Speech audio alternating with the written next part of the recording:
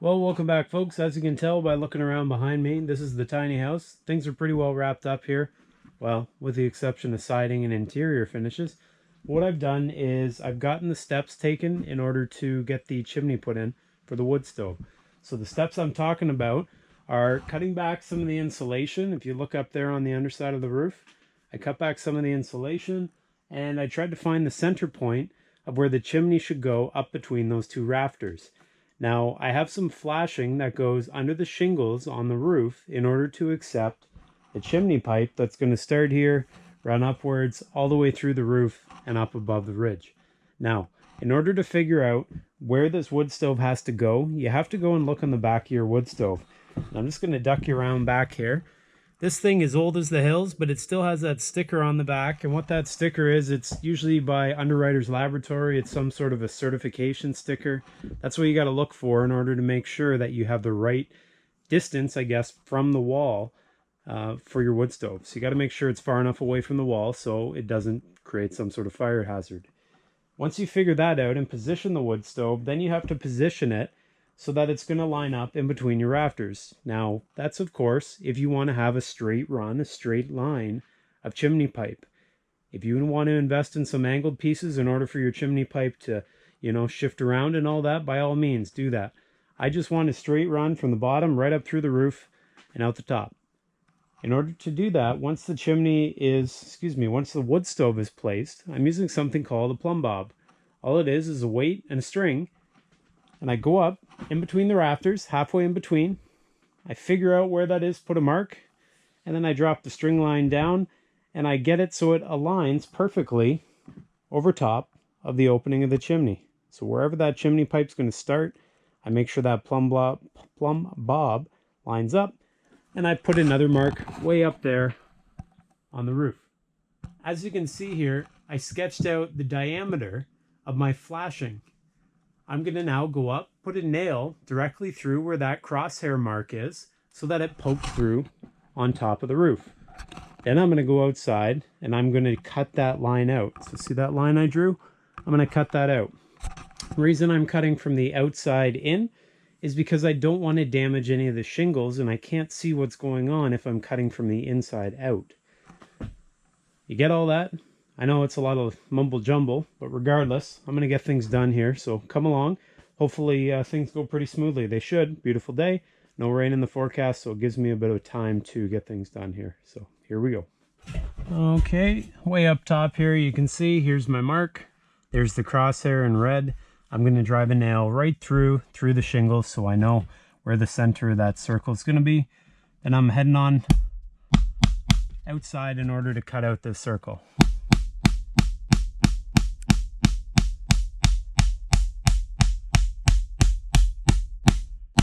Okay, so that should have driven right through. Now, as I mentioned, I would have held the string here. It would go right down and line up with the very center circle of that wood stove. And so that told me how far up the roof it had to be in order to maintain the distance for the wood stove from the wall. All right, so I made up this little jig here to make it easier to trace the line here. It's 21-inch diameter, so half that is 10.5. Made a hole here so the marker can fit through it. Just sticks out the bottom that way. See, it just sticks out the bottom. From that marker to there is 10.5 inches. You'll see the nail I just drove through the underside of the roof. I just line it up here like so. Put that there. At least you can make most of your circle.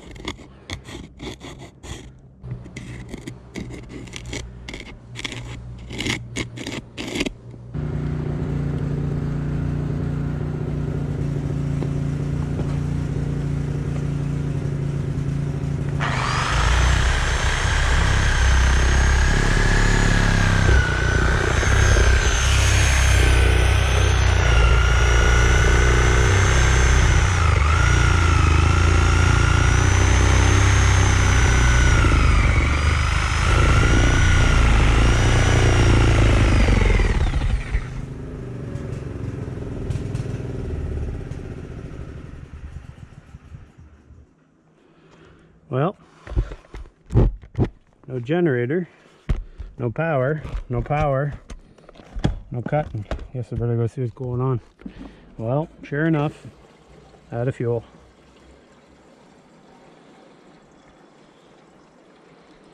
All right, where were we?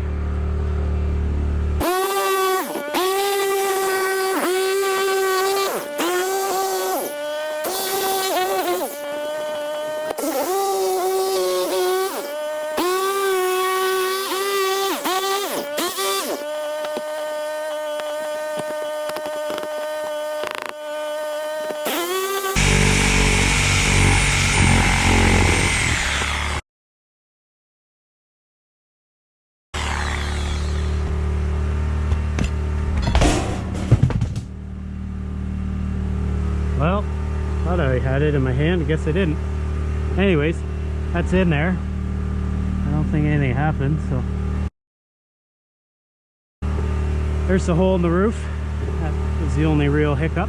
What I'm gonna do next, take my flat bar here, and I gotta pry up some of these shingles.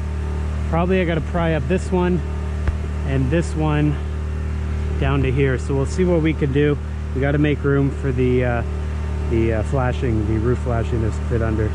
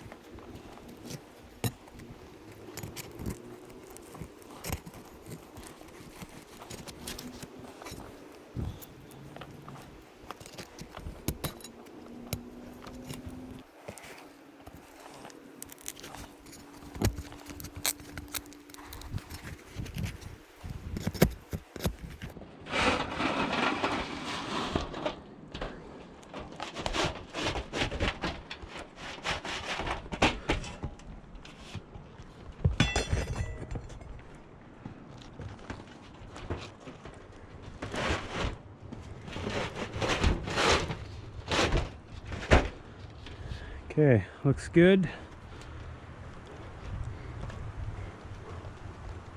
Feel like something's right there, so I'm gonna check on that. Other than that, I'm gonna pull it out and put some roofing caulk on the perimeter of this flashing, and I'm gonna reattach shingles and all that sort of thing. So that's where we're going.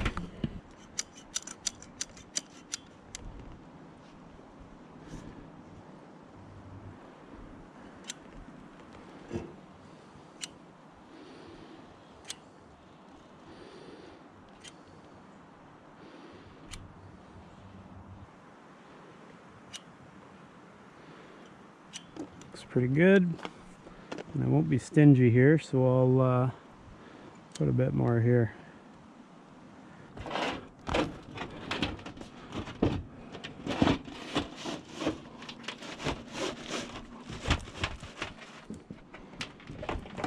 Now it was stuck before because there's a what do you call it, folding right there.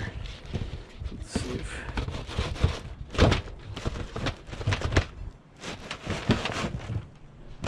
there we go. Set her in position. I think that's going to be it. And don't tell anyone I got a little bit of roofing tar on the roof there. That's okay. As I mentioned, I've never installed one of these. Heck, I've never even done a shingle job until this one, so I'm still learning. Okay, good. I'm just going to drive a few nails in here to secure this thing, and that'll probably be that.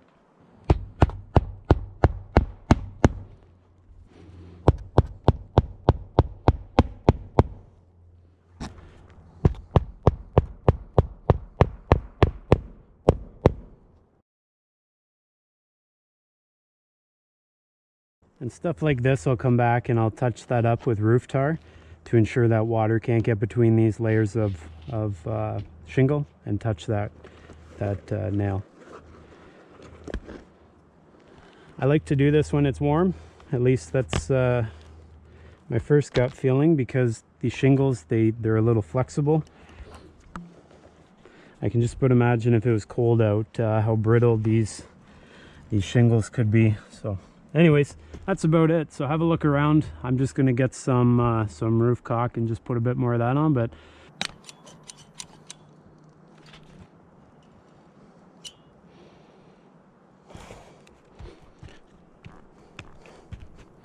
and to secure it at this end, we're going to go like so. Wonder if we can hit the joist or the rafter. I had some on my hand. Well, I thought I was going to keep it clean, but I didn't realize I had some of that tar on my fingers. Such is life, eh?